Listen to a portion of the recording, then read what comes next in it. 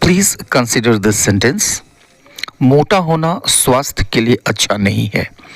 अब इस बात को हम इंग्लिश में 3 तरीके से कह सकते हैं एटलीस्ट, कि to be fat is not good for health.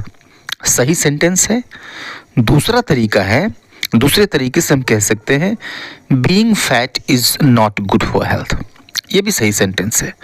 और तीसरा सर्वमान्य तरीका है कि it is not good to be fat for health, या फिर it is not good for health to be fat. ठीक है, तीनों सेंटेंसेस सही हैं। अब यहाँ पर देखिए इन 2 सेंटेंसेस को particularly, to be fat is not good for health and being fat is not good for health.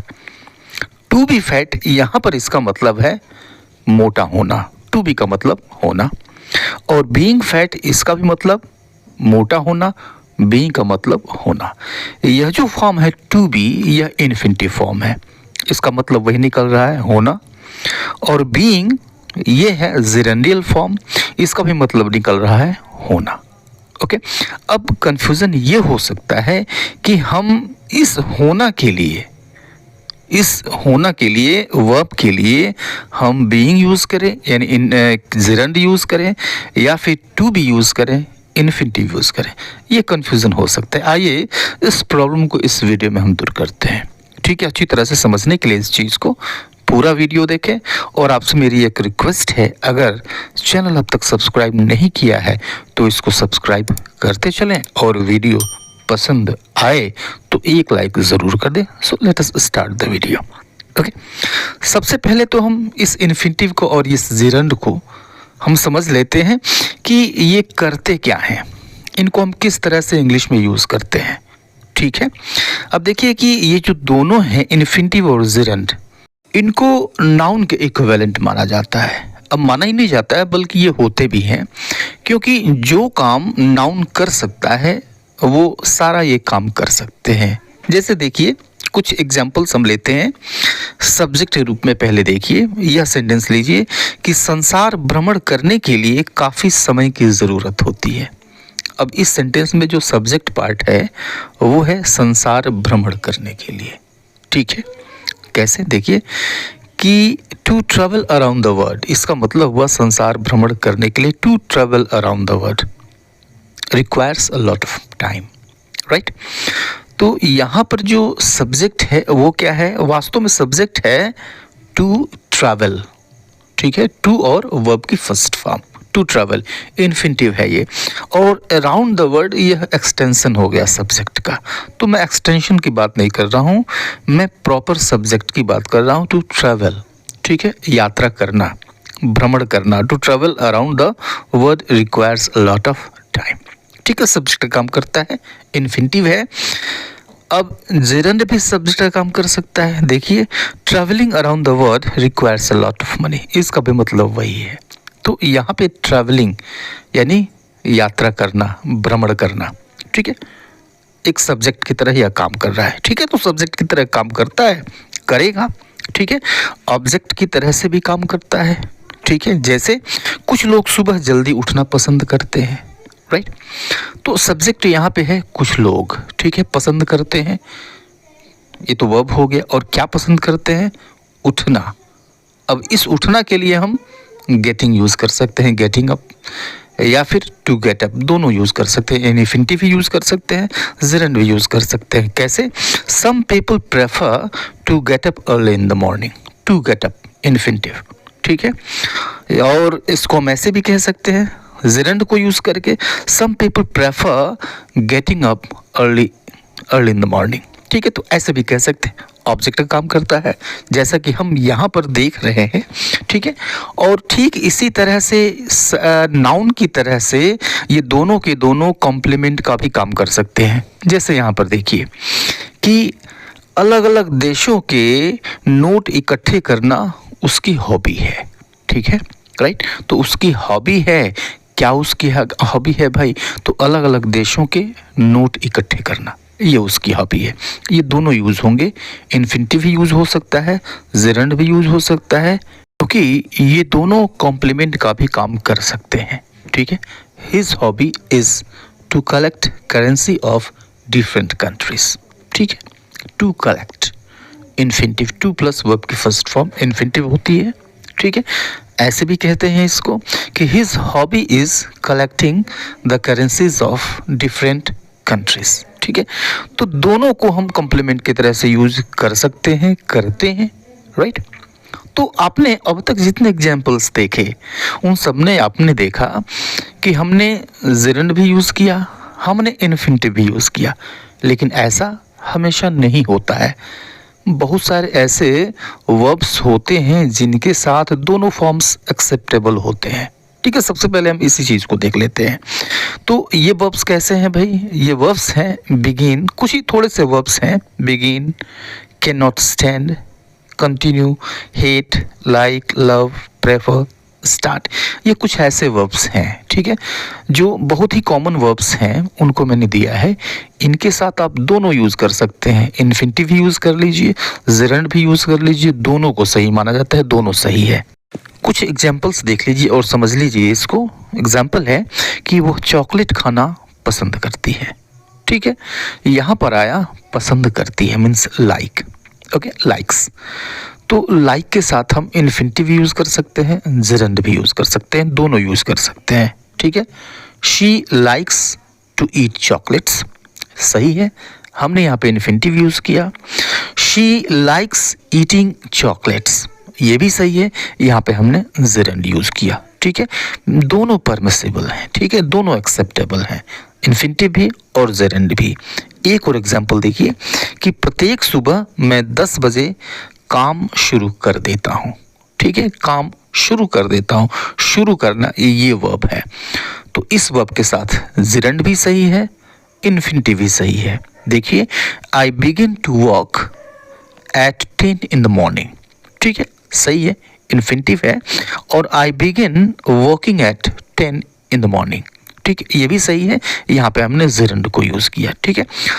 और शुरू में जो मैंने एग्जाम्पल आपको दिया था, ठीक है, in the beginning of this video, क्या दिया था भाई कि मोटा होना स्वास्थ्य के लिए अच्छा नहीं है। तो ये दोनों सही हैं कि being fat is not good for health, being gerund है, being fat is not good for health, ठीक है, मोटा होना स्वास्थ्य के लिए अच्छा नहीं है, सही सेंटेंस है, ठीक है। और जब आप किसी जेरंड को सब्जेक्ट के रूप में यूज़ करते हैं तो इसको एक्सेप्टेबल, मोर एक्सेप्टेबल और मोर कॉमन, बहुत ही ज़्यादा कॉमन है, स्पोकन इंग्लिश में तो बहुत ज़्यादा कॉमन होता है। और इन्फिनिटिव भी ये सही है, ऐसे भी सही है, to be fat is not good for health, ये भी सही है, इन्फिनिटिव को यूज़ कर ले सब्जेक्ट के रूप में, तो ग्रामेटिकली ये दोनों के दोनों सही हैं। लेकिन अगर प्रचलित होने की बात की जाए, बहुत ज़्यादा कॉमन होने की बात की जाए, तो वो है जेरेंडियल फॉर्म सब्जेक्ट के रूप में, being fat is not good for health, ठीक है, ओके। तो सही दोनों है, लेकिन कॉमन जो सबसे ज़्यादा कॉमन है वो है being fat is not good for health. Spoken में तो बहुत ही कॉमन है, ठीक है। आपको बहुत कम एग्जांपल्स मिलेंगे जो जहाँ पे सब्जेक्ट के रूप में हम इन्फिनिटिव को यूज़ करते हैं, मिलेंगे, बहुत कम मिलेंगे, ठीक है, ओके। तो एक चीज़ तो क्लियर होगी यहाँ पे कि बहुत सारे ऐसे वर्ब्स होते हैं जिनके साथ जेरेंड भी चलता है, इन्फिनिटिव भी चलता है। इन ऐसे कुछ कॉमन वर्ब्स को हमने देखा, ठीक है। आइए सेकंड सिचुएशन की तरफ चलते हैं। सेकंड सिचुएशन है जब हम सिर्फ इन्फिनिटिव को यूज़ करते हैं, ओके, जेरेंड यूज़ नहीं होता है।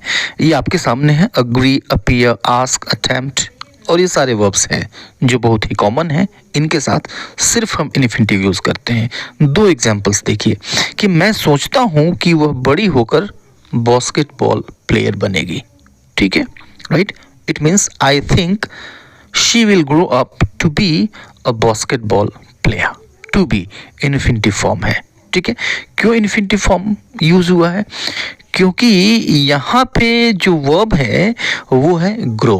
अब इस ग्रो के साथ हम टू बी यानी इन्फिनिटिव फॉर्म यूज़ करेंगे, ठीक है। एक और एग्जांपल देखिए कि मेरे पिता ने मेरे बर्थडे पे बाइक दिलाने का वादा किया, ठीक है।